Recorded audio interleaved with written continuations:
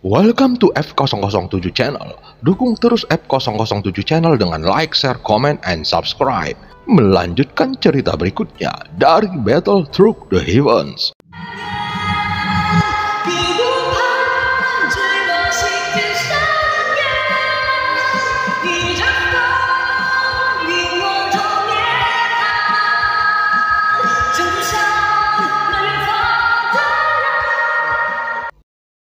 Pada part sebelumnya, setelah mendapatkan informasi tempat berkultivasi yang sempurna dari Jiu Ying, Xiaoyan segera meminta Jiu Ying untuk membawanya ke wilayah itu. Setelah meminta kelinci awan es dan hujan menjaga avatar dewa asli yang masih menyerap bintang dari mayat dewa asli bintang 5. Namun saat telah memasukinya, Xiaoyan akhirnya diserang oleh sosok-sosok yang ada di dunia rusak itu. Dia ingin melarikan diri. Xiaoyan ragu, melambaikan tangannya, cahaya berkedip muncul di udara puncak gunung dan langsung menekan sosok itu. Puncak usia, ini adalah harta yang diberikan kepadanya oleh beberapa saudara senior Xiaoyan yang tersisa. Jenis penggunaan pertempuran ini adalah yang paling cocok. Dengan masuknya energi asal Xiaoyan, puncak Wuxiang dengan cepat meluas hingga ratusan kaki. Dengan suara berat, puncak Wuxiang menekan sosoknya. Ada suara teredam dan kilatan cahaya dingin menembus puncak Wuxiang dalam sekejap, dan itu terpotong menjadi dua bagian. Untungnya, tubuh utamanya tidak rusak. Dengan lambaian tangan Xiaoyan, induk tubuh seukuran telapak tangan puncak Wuxiang itu disapu kembali ke telapak tangan Xiaoyan. Orang ini sepertinya tahu bahwa dia dikalahkan oleh Xiaoyan, jadi dia melarikan diri dengan sangat cepat. Tetapi Xiaoyan ingin mendapatkan informasi tentang tempat ini darinya. Dan yang terakhir, melarikan diri dengan panik, dan Xiaoyan juga mengejarnya tanpa henti. Xiaoyan mengikuti di belakang orang ini. Nyatanya, Xiaoyan bisa menyusulnya dengan kecepatan penuh, tapi Xiaoyan tidak melakukan itu, melainkan mengikutinya perlahan dan tidak tergesa-gesa. Xiaoyan ingin melihat kemana orang ini ingin melarikan diri, karena Xiaoyan menyadari bahwa orang ini tampaknya tidak menghindari Xiaoyan, tetapi lebih seperti memiliki obsesi dan bersikeras pergi ke tempat tertentu. Setelah mengikuti orang ini selama beberapa hari, ketika Xiaoyan mengangkat kepalanya dan melihat ke atas, pupil mata Xiaoyan tiba-tiba menyusut, dan ketika dia melihat sekeliling, ada ribuan puncak gunung berayun seperti sebelumnya. Di atas puncak gunung ini, ada juga batang pohon yang ditekuk oleh tetesan air, dan sosok itu bergegas ke kelompok puncak gunung. Tetapi Xiaoyan tidak terburu-buru mengejarnya. Lagi pula, orang ini tidak penting lagi. Jika tetesan air ini adalah nekstar para dewa yang disebutkan oleh Jiu Ying, maka ada ribuan di sini. Tetapi Xiaoyan mengerti bahwa yang tampak besar dan menjulang tinggi ini bukanlah gunung. Lebih baik dikatakan mereka lebih seperti kuburan.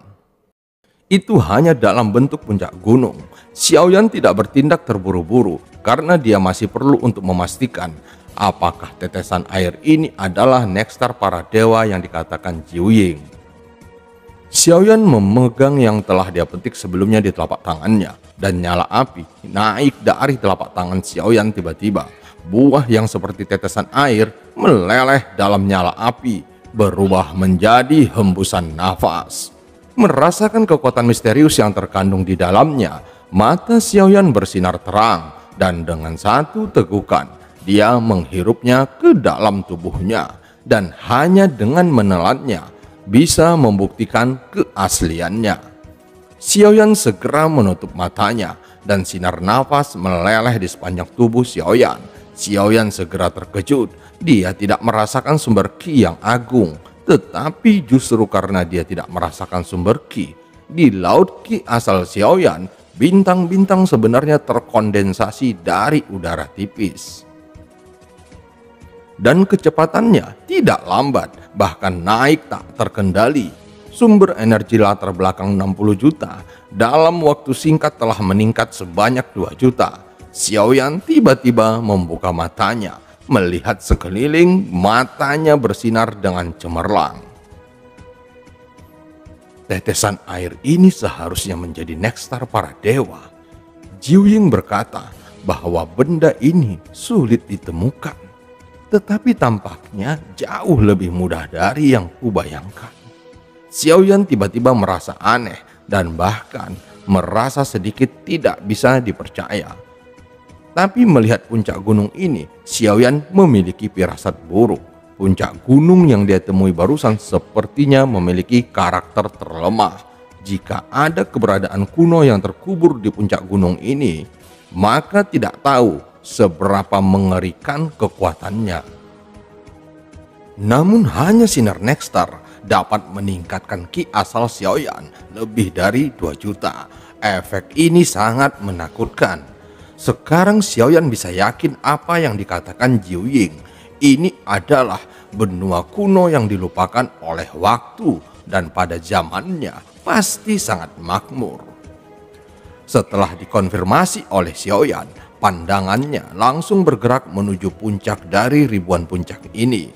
Jika dia bisa mengumpulkan semua nekstar para dewa dari ribuan puncak ini, maka Xiaoyan tidak hanya bisa menembus ke atas puncak dari Dewa Petarung Bintang 7, dan bukan tidak mungkin untuk mencapai Dewa Petarung Bintang 8. Dengan gerakan tubuhnya, Xiaoyan melangkah ke atas salah satu puncak dan mengeluarkan tetesan air dari batang pohon tanpa ragu-ragu. Sama seperti pertama kali saat Xiaoyan mengambil tetesan air, puncak gunung di bawah kakinya terbuka seolah-olah tetesan air adalah segelnya. Melepaskan keberadaan segel di puncak gunung dengan pengalaman sebelumnya, Xiaoyan sepertinya sudah lebih dari cukup kali ini. Dia berpindah-pindah untuk menghindari benturan. Dalam debu yang berterbangan di langit, telapak tangan hitam besar datang menampar Xiaoyan dengan keras. Sosok Xiaoyan dengan cepat mengubah posturnya. Satu sisi sosoknya menghindar. Dia menampar udara dengan telapak tangannya. Di tengah asap dan debu, sesosok besar meraung dan bergegas menuju Xiaoyan. Ini tidak terduga adalah kera iblis bulan raksasa dengan ukuran puluhan kaki. Memiliki kekuatan fisik yang kuat, pikiran Xiaoyan bergerak ketika dia melihat ini, dan dia tidak segera mengeluarkan penguasa berat Xuan. Karena ini masalahnya, itu juga bisa digunakan untuk mempertajam kekuatan tubuh, gumam Xiaoyan. Dan saat berikutnya, dia menyingkirkan setetes nekstar, dan ketika Xiaoyan bergerak, guntur hitam melintas di sampingnya. 12 pembuluh darah guntur berkedip seperti hati, dan kekuatan guntur melonjak keluar. Xiaoyan mengangkat tinjunya dan tiba-tiba membanting kera iblis bulan raksasa dengan satu kepalan. Tinju yang tidak proporsional dari keduanya bentrok bersama, dan kekuatan destruktif inti guntur void mengalir keluar dari lengan Xiaoyan dan meledak di antara tinju. Setelah suara ledakan yang keras, kera iblis bulan raksasa dengan perawakan beberapa puluh kaki berhenti dan mengeluarkan suara ratapan. Inti guntur void menyebar ke atas dan kemudian meledak di lengannya. Tapi setelah dia menstabilkan sosoknya, dia meraung lagi, mengangkat tinjunya dan terus membanting ke arah Xiaoyan. Kekuatan ganas itu menghancurkan dengan liar, tetapi sebagian besar serangan ini adalah serangan yang tidak efektif, dan Xiaoyan menghindari semuanya sambil bergerak dengan tidak tergesa-gesa. Kemarahan hanya akan membuat kekurangannya diperbesar tanpa batas. Memanfaatkan kesempatan dan kekurangannya, sosok Xiaoyan melintas dan dia meninju jantungnya, lalu dia jatuh tersungkur. Pada saat berikutnya, itu berubah menjadi abu terbang dan sosok besar setinggi puluhan kaki menghilang. Setelah menyingkirkan kera iblis bulan raksasa ini, Xiaoyan terus melihat ke puncak gunung lainnya, masih berpikir bahwa belum terlambat untuk berlatih setelah mengumpulkan Nexstar sebanyak mungkin. Keberadaan kuno di puncak gunung ini seperti yang dikatakan Jiu Ying, mereka sebenarnya telah lama mati, tetapi mereka belum mati. Meski begitu, mereka masih memiliki kekuatan yang begitu kuat. Selain itu, Xiaoyan tidak berpikir bahwa keberadaan yang terkubur di puncak gunung ini tidak lebih dari itu. Jadi Xiaoyan tetap berhati-hati. Setelah selesai mengalahkan kera iblis bulan raksasa, sosoknya jatuh ke puncak gunung lagi. Saat jari kaki Xiaoyan jatuh dan sebelum dia mengambil Nexstar para dewa, dengan keras mulut besar langsung menembus puncak gunung, menelan tubuh Xiaoyan seketika. Ini adalah buaya iblis Wugou, sangat pandai dalam serangan penyergapan. Xiaoyan tidak terkejut, dia bahkan gagal bereaksi. Tetapi setelah beberapa saat, buaya iblis Wugou mulai menggulung tubuhnya yang besar dengan gila-gilaan, dan bahkan bisa terlihat api keluar dari perutnya.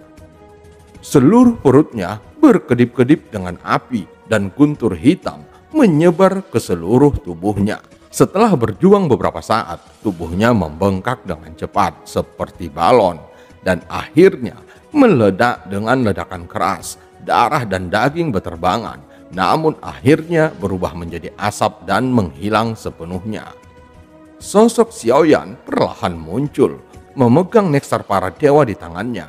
Ini adalah yang kedua dipanennya. Meskipun tidak ada bahaya, tetapi Xiaoyan harus lebih waspada. Jelas, keberadaan yang terkubur di puncak gunung ini bukan karena Nexstar para dewa menyegelnya. Selama Xiaoyan mendekat, mereka dapat melancarkan serangan kapan saja.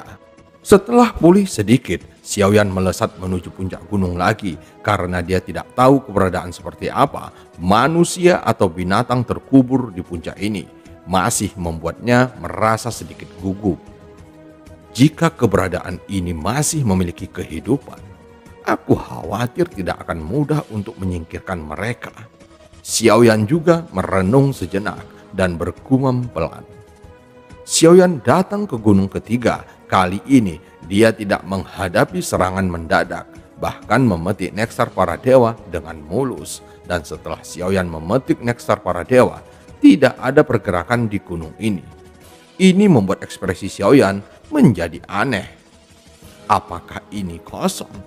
Xiaoyan mengangkat alisnya. Jelas tebakan ini salah, tapi beberapa saat kemudian gerakannya datang. Banyak cekungan muncul di puncak gunung dan bayangan hitam kecil terlihat keluar darinya. Meskipun ukurannya kecil, tapi jumlahnya sangat banyak. Itu tampak seperti belalang, tetapi masing-masing seukuran orang biasa. Lengannya yang tajam meraung ke arah Xiaoyan. Ada lusinan dari mereka. Ketika Xiaoyan melihat ini, api segera naik dari tangannya dan teratai api yang tak kenal takut mengembun keluar. Tentu saja kekuatannya tidak dapat dibandingkan dengan Angry Buddha Lotus Flame, tetapi ketika menghadapi musuh yang begitu banyak, efeknya sangat luar biasa. Ratusan teratai api meledak, menyebarkannya ke segala arah. Xiaoyan juga mengeluarkan 8 penguasa berat Xuan dalam sekejap.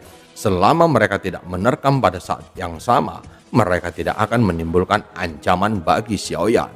Xiaoyan segera menggerakkan tubuhnya dan menghancurkannya satu persatu. Ketiga. Setelah menyelesaikannya, Xiaoyan bergumam, meskipun makhluk kuno ini kuat, mereka masih bisa ditangani oleh Xiaoyan dan tidak ada kesulitan. Tetapi setiap kali musuh berbeda, metode yang dibutuhkan juga berbeda. Hanya dalam waktu singkat, Xiaoyan memanen 3. Tentu saja, ini masih sangat dini untuk tujuan Xiaoyan. Jika tidak ada kecelakaan, Xiaoyan akan menghitung semua yang telah diambilnya untuk memastikan tidak ada bagian yang tertinggal. Setiap orang yang datang akan selalu kembali dengan imbalan penuh. Jika satu Nexstar para dewa dapat meningkatkan energi latar belakang sekitar 2 juta, Menerobos ke puncak Dewa Petarung Bintang 7 membutuhkan 80 juta sumber ki latar belakang, dan setidaknya lebih dari 10 nekstar para dewa harus disiapkan. Xiaoyan berpikir dalam hatinya. Namun ketika Xiaoyan melihat lebih dekat, dia merasa bahwa puncak gunung ini tampaknya terlalu teratur. Tidak seperti gundukan kuburan, tetapi sebenarnya lebih seperti ditanam oleh seseorang. Setelah merenung sejenak, Xiaoyan terus menggerakkan tubuhnya dan menjarah menuju puncak gunung lagi. Pertama, dia mengumpulkan 10 nekstar para dewa. Efeknya secara bertahap akan melemah dengan jumlah yang tertelan. Tentu saja, meskipun efeknya melemah, nilai minimum masih akan dijamin. Artinya, apapun yang terjadi, tidak masalah untuk meningkatkan latar belakang kinesis ki hingga ratusan ribu. Jika itu hanya penyerapan gila untuk meningkatkan kekuatan, semakin banyak dia menelan, semakin lemah efeknya. Tentu saja, jika digunakan bersamaan dengan konsumsi pertempuran, maka efek penyerapannya secara alami akan jauh lebih baik. Jika tidak ada kecelakaan, kekuatan Xiaoyan dapat meroket dengan syarat nekstar para dewa dari ribuan puncak dapat diserap sepenuhnya. Tapi ini hanya imajinasi, kultivasi bukanlah injeksi air. Meski begitu banyak sumber daya di depan Xiaoyan, masih ada sebagian kecil yang bisa diambil. Setelah mencapai kejenuhan, kultivasi paksa hanya akan menjadi kontraproduktif. Latihan paksa Xiaoyan sebelumnya juga menyebabkan beberapa efek samping. Untungnya, permaisuri mengoreksi Xiaoyan tepat waktu. Jika dia terus berlatih seperti itu hanya akan merugikannya dan tidak bermanfaat bagi masa depannya. Ketika pondasinya tidak stabil, bahkan jika pondasi bintang-bintang hampir tidak diperbaiki, ketika mencapai puncak Dewa Petarung Bintang 9, karena itu adalah sumber energi yang secara paksa ditingkatkan, peluang untuk menembus keabadian Kaisar akan sangat berkurang. Oleh karena itu, Xiaoyan masih tidak dapat mengejar kecepatan terlalu banyak dalam kultivasi, dan Xiaoyan masih harus meningkat secara bertahap untuk melangkah lebih maju. Setelah Xiaoyan mengumpulkan 3 nekstar para dewa satu demi satu, tanpa kecuali di setiap puncak gunung, setelah Xiaoyan mengambil nekstar para dewa, berbagai keberadaan kuno yang kuat akan muncul di pegunungan. Setelah bertarung dengan Xiaoyan, mereka semua dilenyapkan olehnya.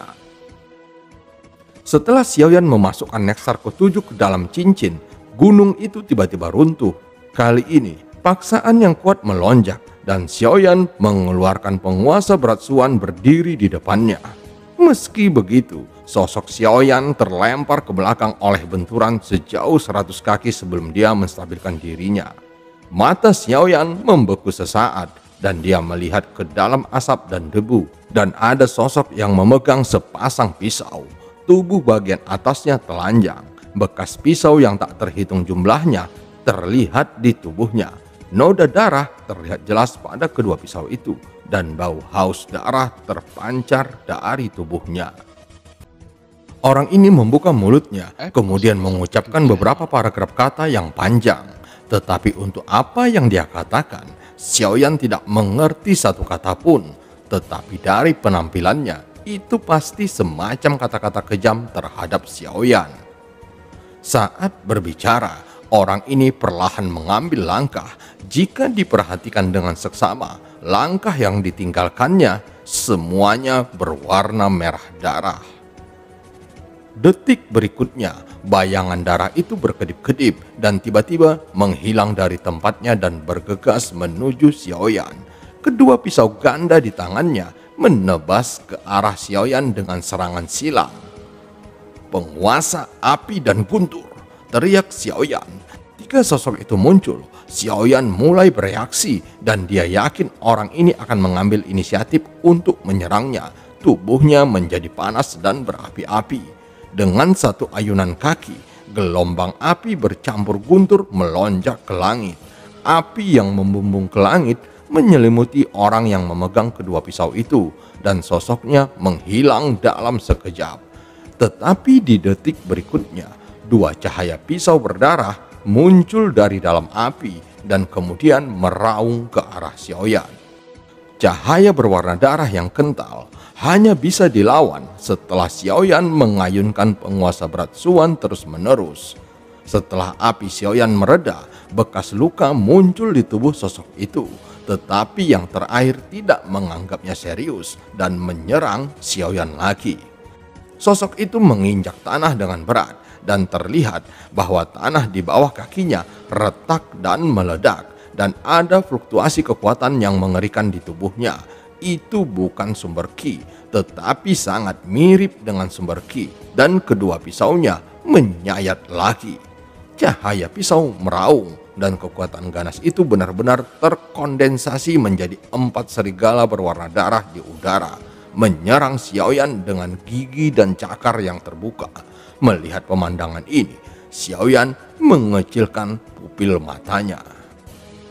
Sepertinya aku benar-benar masuk ke dalam permainan kali ini.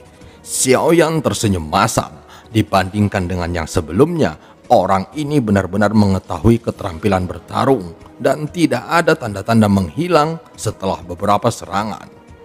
Keempat serigala berwarna darah itu sangat cepat bergerak di antara tanah dan udara dan menerkam ke arahnya. Xiaoyan menyadari bahwa pisau itu dapat memotong segala sesuatu dan pisau itu juga dapat menghasilkan segala sesuatu. Dengan kekuatan seperti ini, 7 tapak dewa pembunuh biasa tidak akan menjadi lawannya. Tentu saja Xiaoyan bukan orang biasa. Menarik, gumam Xiaoyan. Faktanya sampai sekarang dalam semua pertempuran yang dihadapi Xiaoyan, dia belum menggunakan 10 api iblis mutlak untuk meningkatkan sumber energinya. Pada tahap selanjutnya dari Dewa Petarung Bintang 7, dia memiliki 62 juta Qi asal, dan jika dia ingin meningkatkan kekuatannya sebanyak mungkin, maka Xiaoyan harus menggunakan kekuatannya sendiri untuk bertarung saat ini.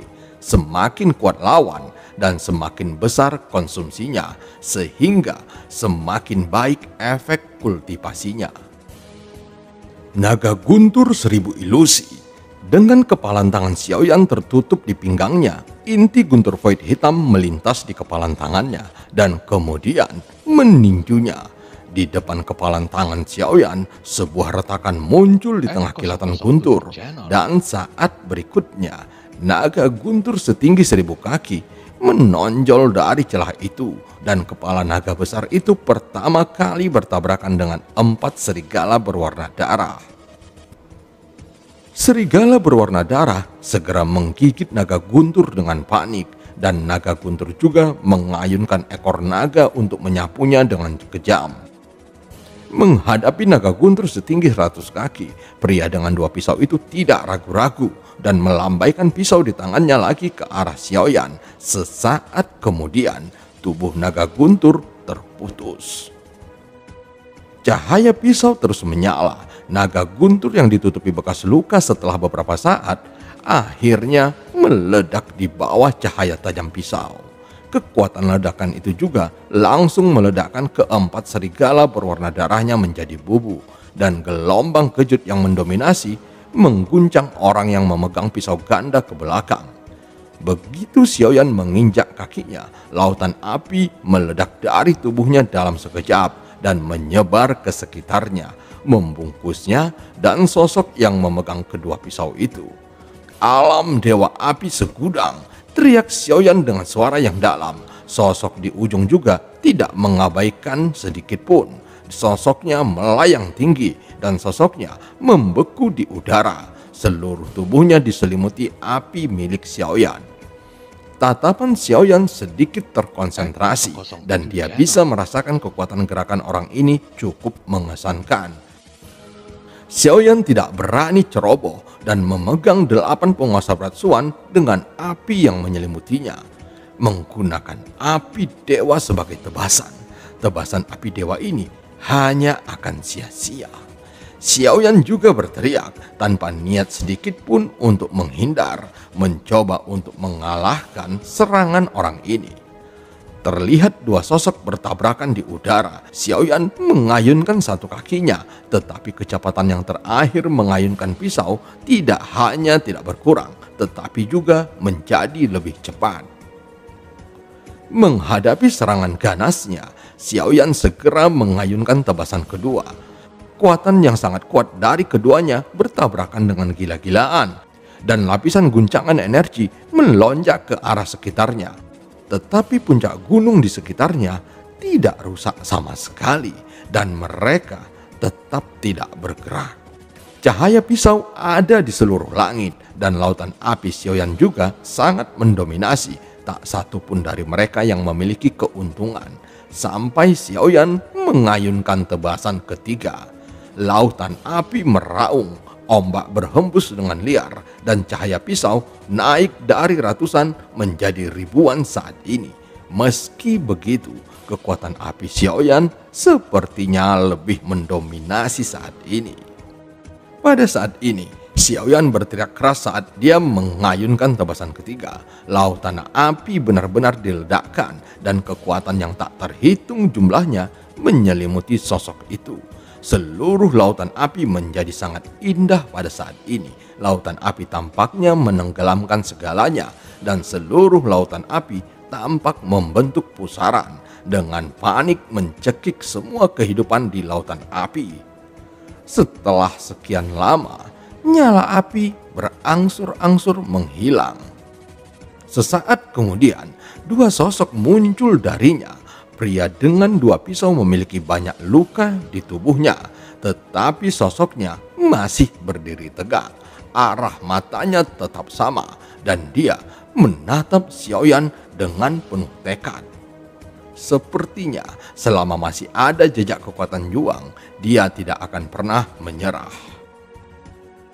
Dan film pun berakhir. Sampai ketemu di part selanjutnya.